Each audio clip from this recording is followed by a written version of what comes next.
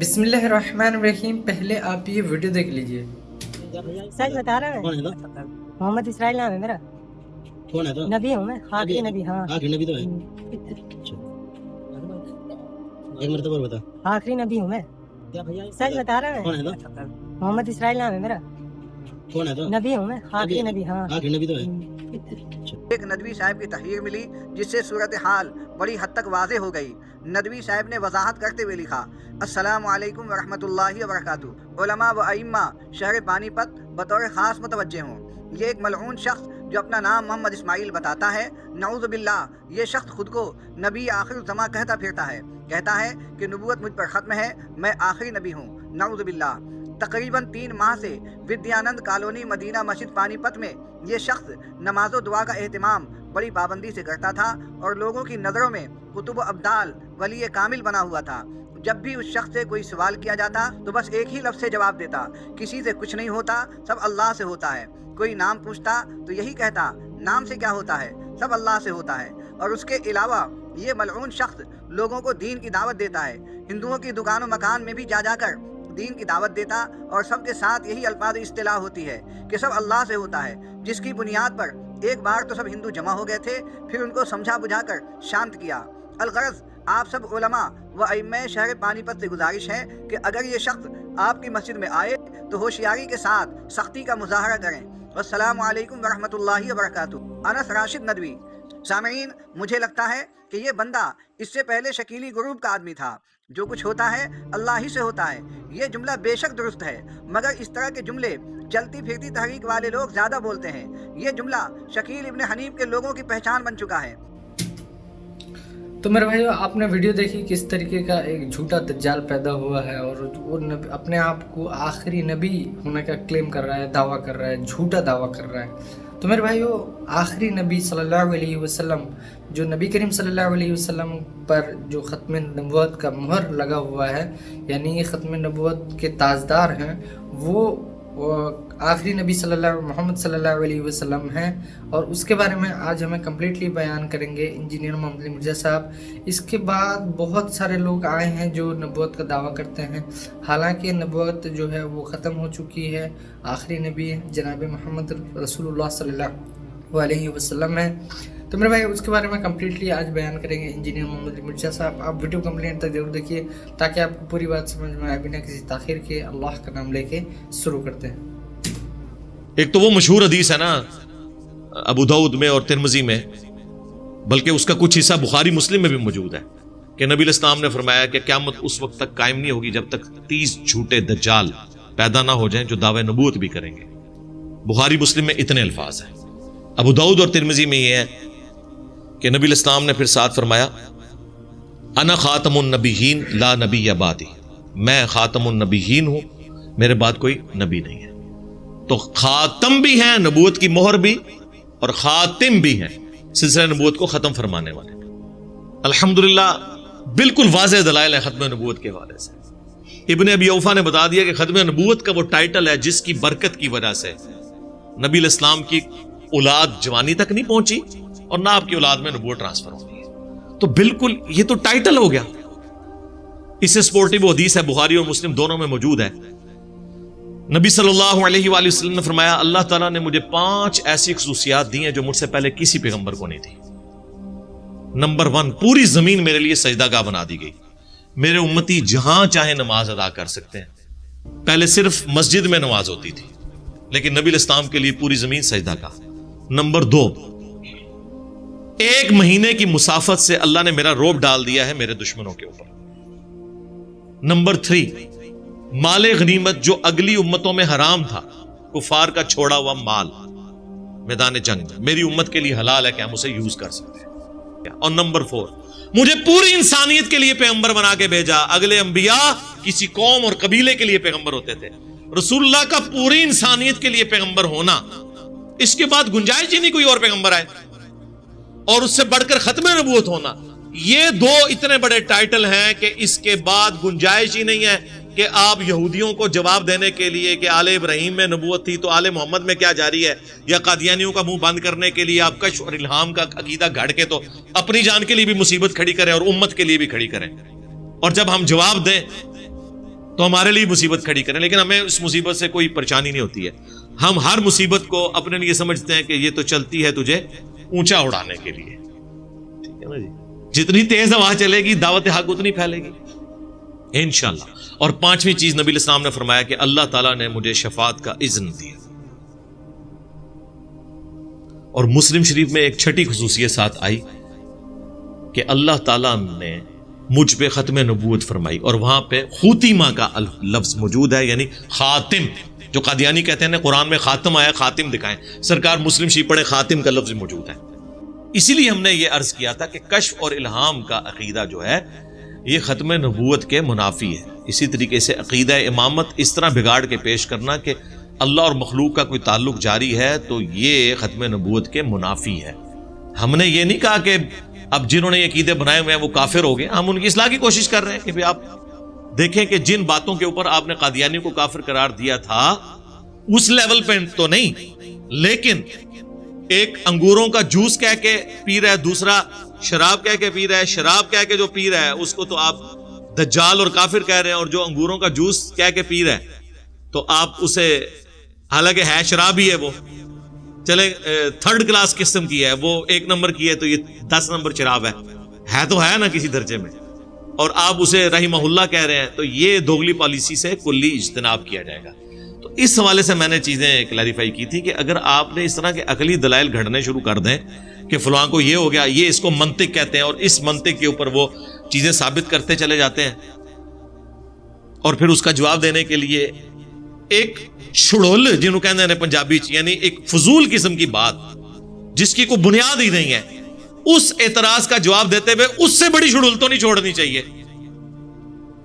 جواب دینا ہے آپ نے اس طرح کی فضول باتوں کا تو آپ علمی طریقے سے جواب دیں، نہ کہ آپ ایسا جواب دیں کہ وہ کل کو آپ کے گھاٹے میں فٹ ہو جائے. وہ دیکھ لیں آج پھر ادھم مچایا ہوا ہے اہل حدیث نے بھی. وہ دیکھ رہے وہ مولویہ کہتا ہے کہ آج جس انجینئر کو تم سن رہے ہو اس کا استاذ ختم نبوت کو نہیں مانتا تھا. اندازہ کریں اعتراض کٹیا جی. او بھائی میرا استاد الیاس قادری بھی ہے، میرا استاد تے ڈاکٹر تیل قادری بھی ہے نے.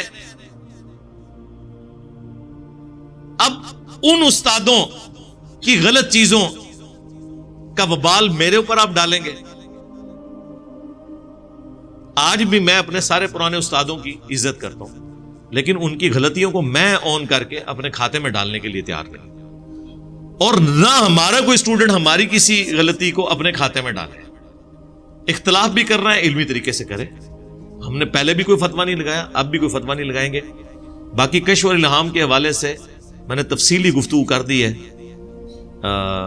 اپنی اس پرانی ویڈیو کے اندر، جس کے بعد یہ سارا ہنگامہ کھڑا ہوا تھا. وہ آپ ویڈیو دیکھ لیں، انشاءاللہ آپ کی طبیعت صاف ہو جائے گی کہ یہ ڈاکٹرن ہی بالکل غلط ہے، اس کا اسلام سے کوئی تعلق ہی نہیں ہے. کیٹاگوریکلی رسول اللہ کا فرمان ہے بخاری مسلم دونوں میں کہ میری وفات کے بعد اب نبوت کی خبروں میں صرف مبشرات باقی ہیں. صحابہ نے پوچھا مبشرات کیا ہیں؟ تو آپ فرما سکتے تھے نا کشف، الہام. آپ نے فرمایا خواب، صرف خواب. اور وہ بھی بخاری مسلم دونوں میں موجود ہے کہ خواب کی 3 اقسام ہیں.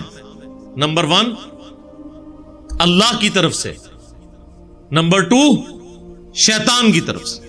اور اس میں فرمایا گیا کہ اس طرح کا کوئی گندا خواب آئے تو بائیں طرف 3 دفعہ تھوک دو. اور تیسری قسم جو ہے وہ نفسانی خواہشات ہے. وہ ابن سیرین کا قول ساتھ نقل کیا ہے امام بخاری رحمہ اللہ تعالی نے. بس یہ 3 اقسام ہیں. کوئی کشف، کوئی الہام، کوئی امتی نبی، کوئی غیبی خبر ادر دین خواب کے باقی نہیں ہے. اور خواب بھی تب جب پورا ہو جائے. سرکار جب تک پورا نہ ہو وہ نبی کو بھی نہیں پتا ہوتا. نبی علیہ السلام کو اللہ نے خواب دکھایا، سورہ فتح میں آیا ہے کہ نبی علیہ السلام نے خواب دیکھا کہ میں احرام باندھ کے نکلا ہوں اور کچھ لوگ قصر کروا رہے ہیں اور کچھ حلق کر رہے ہیں.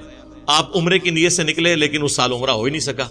بخاری کے الفاظ ہیں، حضرت عمر نے کہا یا رسول اللہ آپ نے تو خواب دیکھا تھا. آپ نے فرمایا میں نے خواب ضرور دیکھا تھا اور اس کے مطابق میں نے احرام باندھا، لیکن اس کا یہ مطلب نہیں ہے کہ اسی سال ہم عمرہ کریں. حالانکہ نکلے تو اسی سال تھے عمرہ کرنے کے لیے، لیکن حضور کو بھی نہیں پتا تھا کہ اللہ نے اپنی تقدیر میں یہ مقدر کیا ہے کہ اس سال آپ عمرہ نہیں کریں گے، اگلے سال آ کے عمرہ کیا. کافروں کے ساتھ وہ صلح حدیبیہ کی ٹریٹی ہو گئی. تو جب نبیوں کو اپنے خواب کا نہیں پتا چلتا جب تک وہ پورا نہ ہو جائے کہ یہ خواب کس طریقے سے ہونا ہے, تو بابے تے شے کوئی نہیں. ہائے ہائے جی تسی کہندے ہو بابیاں نوں پتا چل جاندا ہے جی, وہ پوری دنیا نوں اس طرح ویکھ رہے نے, اور لے جاؤ اپنے بابے ہن دب دیو برسیاں بھی ہو گئی جی انہاں دیاں. تو انبیاء کو نہیں پتا اپنے خواب کے بارے میں. اس سے بڑھ کر حضرت ابراہیم علیہ السلام کا خواب میں جو خواب ذکر ہوا ہے سورہ الصافات میں, اس میں وہ کیا کہتے ہیں, بیٹے میں دیکھ رہا ہوں کہ میں تجھے ذبح کر رہا ہوں. تو یہ خواب کیوں نہیں پورا ہوا, بیٹا کیوں نہیں ذبح ہوا؟ یہ نہیں کہا کہ میں نے ذبح کرنے کے لیے لٹایا ہے, نہ, ذبح کر رہا ہوں. اور وہ لٹا بھی لیا. بیٹے نے کہہ دیا آپ مجھے انشاءاللہ صابرین میں سے پائیں گے. دونوں کو کوئی علم غیب نہیں تھا کہ آگے کیا ہونے والا ہے. وہ فدیہ نازل ہو گیا مینڈے کی شکل میں, اور اللہ نے اس سنت کو ہمیشہ کے لیے جاری کر دیا. آج بھی ہم جب قربانی کرتے ہیں اسے سنت ابراہیمی کہتے ہیں, سنت محمدی نہیں کہتے صلی اللہ علیہ وآلہ وسلم. ہمیں فخر, ہمارا دین بھی دین ابراہیمی ہے. ملت ابیکم ابراہیم وسماکم المسلمین من قبل وفی ھذا. تو ابراہیم علیہ السلام کو خود نہیں پتا تھا کہ میرا بیٹا ذبح بھی ہونا ہے کہ نہیں. سرکار اگر ابراہیم علیہ السلام کو اپنے خواب کی تعبیر نہیں پتا جب تک کہ وہ ایگزیکیوٹ نہ ہو جائے کہ کیا اس میں سے رزلٹ نکلنا ہے, تو بابے تے شاہی کوئی نہیں. ہاں پھر بولنا تو بنتا ہے نا, بابے تے شاہی کوئی نہیں. باقی کشف اور الہام کے حوالے سے میری تفصیلی ویڈیو آپ دیکھ لیں انشاءاللہ. اس ویڈیو کے اینڈ پہ بھی ہم اس کا لنک ڈسپلے کروا دیں گے. وہ پورا ایک مقدمہ ہے جو میں نے بیان کیا ہے کہ شرح صدر کسے کہتے ہیں, کشف کسے کہتے ہیں, الہام کسے کہتے ہیں. ان چیزوں کو مکس کرنا اور ایک امت میں نیا عقیدہ انجیکٹ کر دینا یہ بالکل زیادتی ہے. اور یہ علم کی دنیا ہے میرے بھائی. علم کی دنیا میں یہ نہیں ہوتا کہ اس نے اپنے استاد سے کیوں اختلاف کر دیا, اس میں دلائل کی بات سنی جاتی ہے. امام بخاری رحمہ اللہ نے اپنے استادوں سے کتنا اختلاف کیا صحیح بخاری میں, صحیح احادیث کی روشنی میں. تو بہت بڑے بڑے لوگ تھے.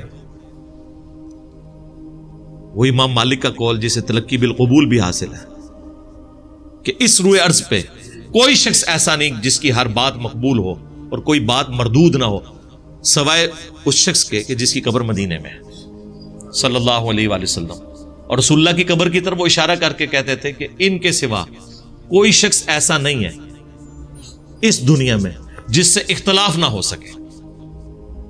ٹھیک ہے, تو یہ امام مالک نے تو رسول اللہ کی قبر کی طرف اشارہ کر کے یہ بات کی. ہم نے اس میں ویلیو ایڈیشن کی ہے کہ ہم کہتے ہیں کہ ہمارا امام وہ ہے جس کی قبر مدینے میں ہے صلی اللہ علیہ وآلہ وسلم. اچھا آخر میں عرض کروں, اس میں میں نے ایک اور بڑی زبردست چیز ایکسپلور کی کہ بخاری اور مسلم دونوں میں حدیث ہے کہ نبی علیہ السلام نے فرمایا کہ علی کی میرے ساتھ وہی نسبت ہے جو ہارون کی موسیٰ کے ساتھ, مگر میرے بعد کوئی نبی نہیں. تو اگر امتی نبی کوئی ہوتا یا اس امت میں نبوت جاری ہوتی فیض کے اعتبار سے, اور دعوے نبوت کرنے کا حقدار کوئی نہیں ہے, ہاں فیضان نبوت جاری ہے, تو یہ فیضان نبوت اس حوالے سے تو حضرت علی ابن ابی طالب کلیم کر دیتے کہ میں امتی نبی تو نہیں ہوں, میں نبی بھی نہیں ہوں, لیکن جو مولانا اسحاق صاحب نے فرمایا کہ نبوت جاری ہے لیکن کوئی دعوے نبوت نہیں کر سکتا, اس ٹائٹل پہ اگر پہنچنے والا ہوتا تو میں پہنچ جاتا. اور یہ جو حدیث ہے یہ قادیانیوں کا بھی رد کرتی ہے کہ اس امت میں اگر کوئی شخص امتی بننے کا حقدار تھا نا تو وہ حضرت علی ابن ابی طالب تھے, کیونکہ قرآن میں اللہ تعالیٰ نے موسیٰ علیہ السلام کے بارے میں ذکر کیا کہ انہوں نے دعا کی تھی. سورہ طٰہٰ میں آتا ہے کہ اے اللہ میرے بھائی کو میرے ساتھ کر دے, وہ زبان کے لحاظ سے زیادہ فصیح ہے, میرا سپورٹر اسے مجھے بنا دے. تو اللہ تعالیٰ نے ان کی دعا قبول کی اور ہارون کو جو ان کے بڑے بھائی تھے پیغمبر بنا دیا. تو ہارون علیہ السلام پیغمبر کی حیثیت سے ایک دوسرے پیغمبر موسیٰ علیہ السلام کے سپورٹر تھے. یہ والی نسبت مولا علی کو حاصل ہے غزوہ تبوک کے موقع پر جب نبی علیہ السلام جا رہے تھے, اور یہ پہلا اور آخری موقع تھا کہ مولا علی किसी जंग में नबी अलैहिस्सलाम के साथ नहीं थे, उन्होंने रोना शुरू कर दिया। आपने उनकी दिलजोई के लिए फरमाया कि क्या तू इस पे राजी नहीं है कि तेरी मेरे साथ वही निस्बत है जो हारून की मूसा के साथ, मगर मेरे बाद कोई नबी नहीं। जिस तरह मूसा अलैहिस्सलाम कोहतूर पर गए, हारून को अपने पीछे छोड़ के गए, मैं तुम्हें छोड़ के जा रहा हूं। कितना क्या एनालॉजी बनती है। लेकिन साथ ही फरमा दिया मगर मेरे बाद कोई नबी नहीं। यानी कोई शख्स हजरत अली इब्न अबी तालिब के इस मर्तबे को देख के उनके लिए भी नबूवत क्लेम ना करे जिनका मर्तबा मेरे साथ वो है जो हारून का मूसा के साथ था। मूसा अलैहिस्सलाम के साथ हारून से बड़ा कोई बंदा था? नबी अलैहिस्सलाम के साथ मौला अली का वो जो टाइटल है, इसके बावजूद हुजूर ने फरमाया कि मगर मेरे बाद कोई नबी नहीं। अगर मौला अली नबी नहीं, उम्मती नबी नहीं, ना वो ये कह सकते हैं कि नबूवत का फैज जारी है, मैं सिर्फ दावे नबूवत नहीं करूंगा, तो सरकार गुलाम कादियानी दज्जाल ते शाही कोई नहीं। इसलिए मैं कहता हूं ये हदीस खत्म नबूवत पे भी पहरा देती है। और इब्ने अरबी ने जो बकवासियात इरशाद फरमाई है ना, उन सारों का रद्द भी ये हदीस अल्लाह के फजल से कर देती है। अल्हम्दुलिल्लाह। तो मेरे भाई उम्मीद है कि आपको ये वीडियो पसंद आई होगी और बात समझ में आई होगी। अगर वीडियो पसंद आई है तो लाइक और शेयर जरूर कीजिए, और ऐसे लोगों के बारे में आप क्या कहते हैं कमेंट करके जरूर बताइए। मिलते हैं इस तरह नेक्स्ट वीडियो में इंशाअल्लाह। अस्सलाम वालेकुम व रहमतुल्लाहि व बरकातुहू।